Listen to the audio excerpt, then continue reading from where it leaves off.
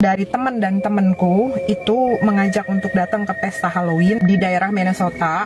Terus undangannya itu hanya orang-orang tertentu.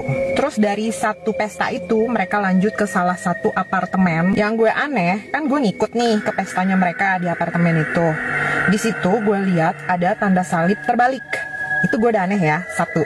Terus kedua, mereka itu lepas kostum, kan kalau Halloween itu kan pada pakai kostum yang serem-serem tuh. Mereka kostum, terus mereka kayak pakai baju jubah gitu loh, yang kayak kapucon panjang-panjang gitu, bawa lilin, terus narkoba di mana-mana, di meja tuh kayak kokain, senjata, terus macem-macem lah, segala macam jenis narkoba adalah di situ ya kan.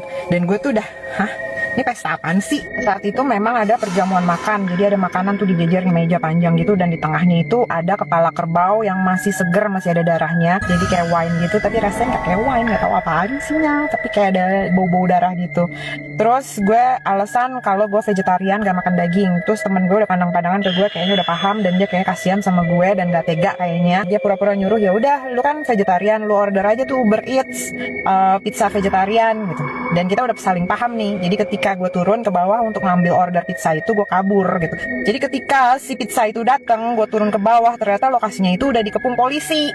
Dan mereka baku tembak nih, ya kan? Masuk berita kok, baku tembak di Minnesota. Jadi gue cari pintu, karena pintu utamanya itu udah dikepung polisi. Nah gue lewat pintu belakang itu ternyata gelap, nggak ada listrik, terus rawa-rawa, terus ada taksi masuk yang ngambil order, dan ternyata orang Afrika.